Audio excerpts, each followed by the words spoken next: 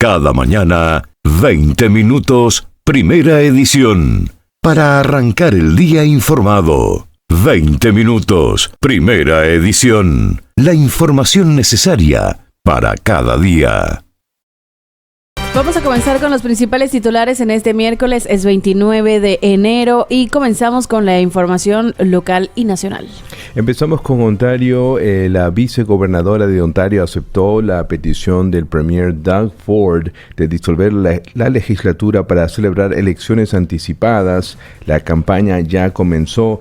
La visita del premier a la representante del rey para pedirle la disolución del Parlamento es una de esas formalidades finales antes de que comience la campaña, pues la disolución entró en efecto a las 4 de la tarde del día de ayer. Ahora, esta campaña electoral llega 16 meses antes de lo previsto y después de casi un año de especulaciones de que si Ford actuaría temprano para capitalizar las encuestas, en lo cual tiene casi una ventaja de 25%, según el Toronto Star, que informó el día de ayer. Aquí lo habíamos dicho, habíamos dado la primicia 2 miércoles atrás, que antes de que culmine el mes de enero, pues se iba a convocar elecciones en la provincia de Ontario. Bueno, otro de los temas importantes tiene que ver con lo que pues se ha hablado de los aranceles, ¿verdad? Y en este caso se están preparando paquetes de ayuda para sectores impactados por los aranceles. El gobierno federal está planeando un paquete de estímulo para ayudar a las empresas y a los canadienses si el presidente estadounidense Donald Trump impone aranceles a los productos canadienses, pero todo dependerá del alcance de dichos aranceles. Por lo pronto, la fecha del 1 de febrero sigue en pie. Según fuentes gubernamentales, la ayuda podría equivaler al nivel de alivio que se dio, por ejemplo, durante la pandemia.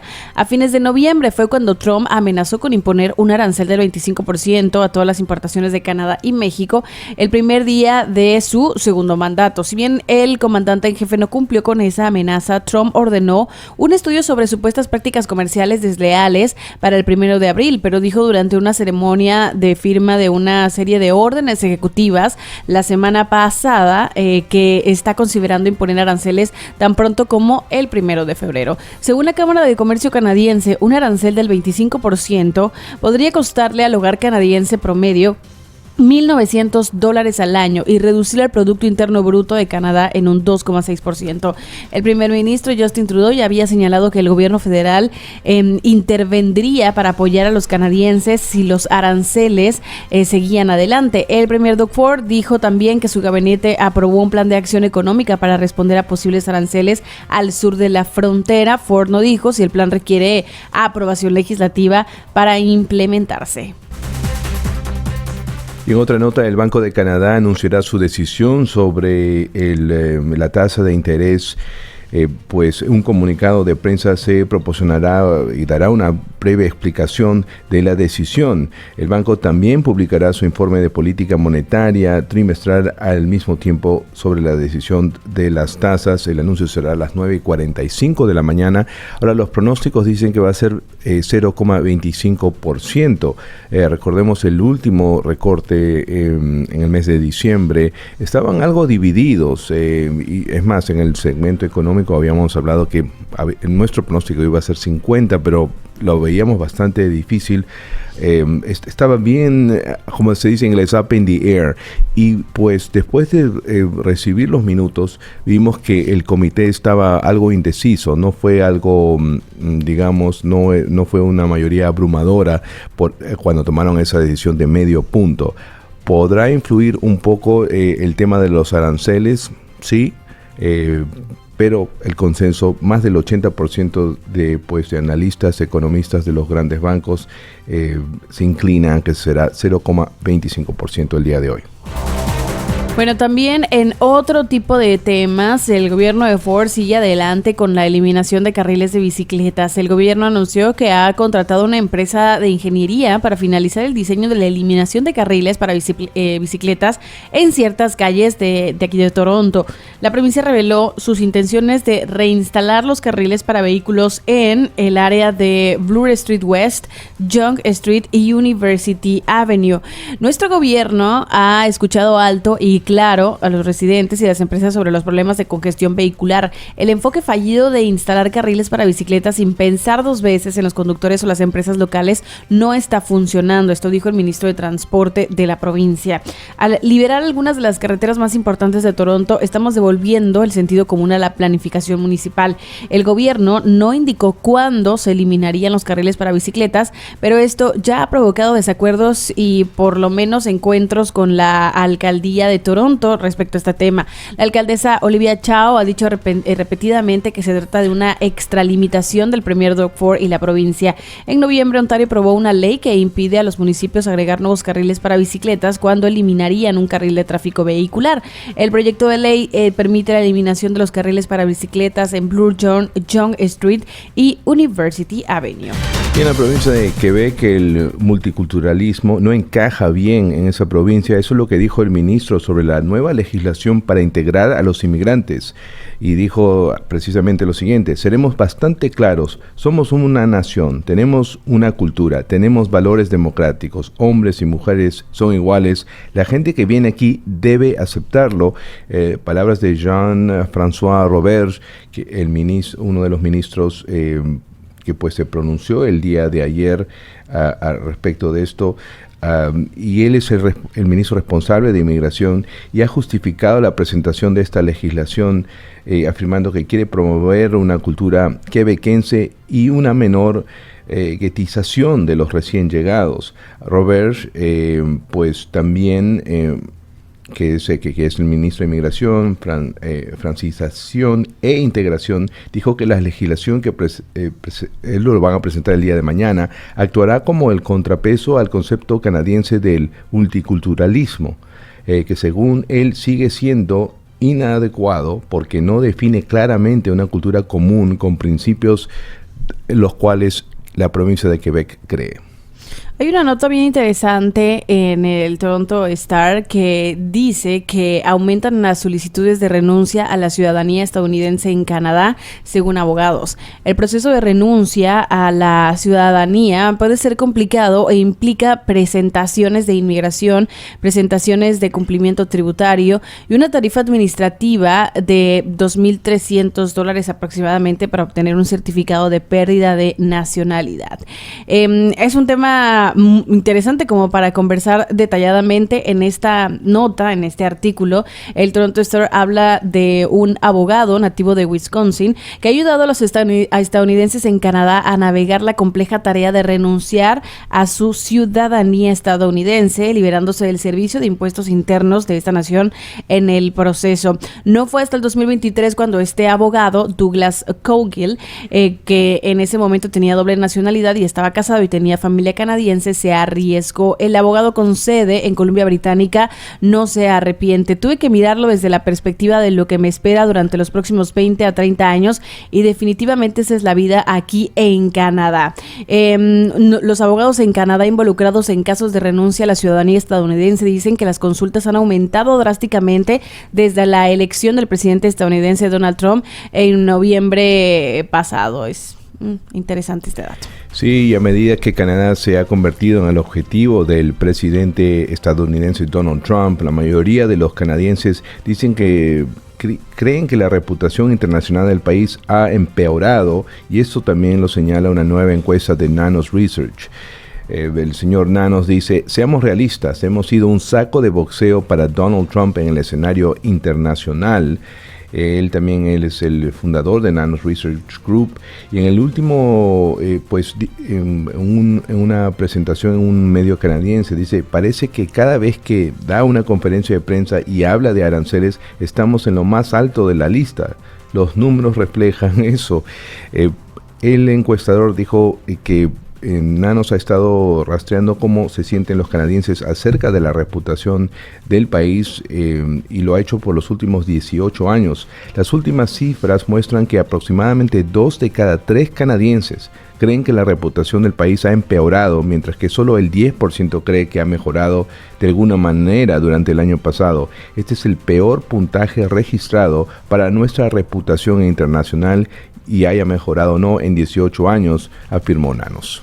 Bueno, también para cerrar el ámbito nacional, Marco Rubio y Melanie Joly se reúnen el día de hoy. Los responsables de las relaciones internacionales de Estados Unidos y Canadá, bueno, se van a reunir este miércoles en Washington en el primer encuentro oficial de los gobiernos canadiense y estadounidense desde la llegada de Donald Trump a la Casa Blanca.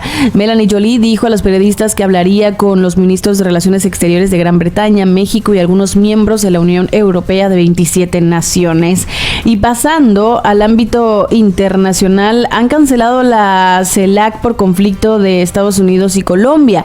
La reunión de la Comunidad de Estados Latinoamericanos y Caribeños, CELAC, para hablar de migración, convocada para el jueves en Honduras, ha sido cancelada. Esto tras el impasse entre los presidentes de Estados Unidos, Donald Trump, y de Colombia, Gustavo Petro.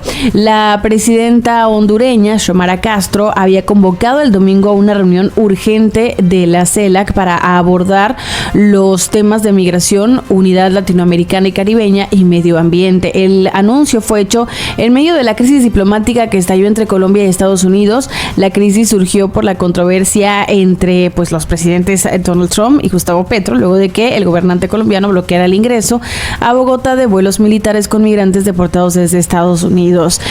Ante el bloqueo, se había ordenado el incremento de 25% en aranceles, y todo esto con lo que comenzábamos la semana, con la nota que había llegado desde el domingo en la noche, logrado este acuerdo después de todo el domingo haber tenido la noticia de todo esto que estaba pasando entre Colombia y Estados Unidos. Bueno, si ellos llegaron a un acuerdo, esperemos que Joly y Rubio puedan acercar las posturas, pero escuchando la representante de la Casa Blanca en la conferencia de prensa ayer, dijo, no, está en la lista para febrero 1, que sería el sábado, pero hay que mantenernos optimistas. Continuamos con la Casa Blanca. Ofrecerán indemnizaciones a los empleados federales que renuncien antes del 6 de febrero. La Oficina de Administración de Personal indicó que los trabajadores que se desvinculen deberán ser reasignados o eliminados rápidamente de sus funciones y colocados en licencia administrativa paga hasta finales de septiembre. En un esfuerzo para será eficiencias. Se habló un poco sobre ese tema en un correo electrónico enviado. Se ofreció a los empleados la posibilidad de dimitir con disfrute de sueldo hasta el 30 de septiembre. La comunicación también destacó el interés del gobierno de contar con una fuerza laboral más ágil y flexible. Otro de los temas también en el ámbito internacional, Ecuador llamará terrorista al tren de Aragua y ofrecerá su petróleo frente al de Venezuela. El presidente de Ecuador, Daniel Noboa, anunció este martes que su gobierno declarará como un grupo terrorista al tren de Aragua, la banda de crimen transnacional de origen venezolano, y ofrecerá hasta 250,000 barriles al día de petróleo como alternativa a los países que ahora lo adquieren de Venezuela, que lo adquieren a Venezuela, en caso de que se impongan sanciones internacionales contra el gobierno de Nicolás Maduro. Noboa anunció estas medidas tras reunirse en Quito con el opositor Otemundo González Urrutia, quien se reivindica como el presidente legítimo de Venezuela ante el nuevo mandato iniciado por Maduro tras las elecciones del año pasado, cuando el gobierno de Noboa fue uno de los primeros en considerar al antichavista como ganador de los comicios y luego como presidente electo. Llegó el momento de no solo condenar, uno tiene que actuar y actuar de manera fuerte, así como actúan las personas que amenazan a la democracia, dijo Noboa, que ratificó su indeclinable posición en defensa de la institucionalidad democrática de Venezuela frente al legítimo y dictatorial régimen de Nicolás Maduro. Así que la decisión de Noboa de declarar como organización terrorista el tren de Aragua está en línea con la reciente decisión de su homólogo estadounidense, quien lo hizo la semana pasada durante su investidura. Y DeepSeek sufrió otro ataque cibernético y suspendió temporalmente el registro de nuevos usuarios. Ha estado liderando en Canadá, Australia, Reino Unido, Estados Unidos como la aplicación más bajada. Estamos hablando de los últimos días de enero.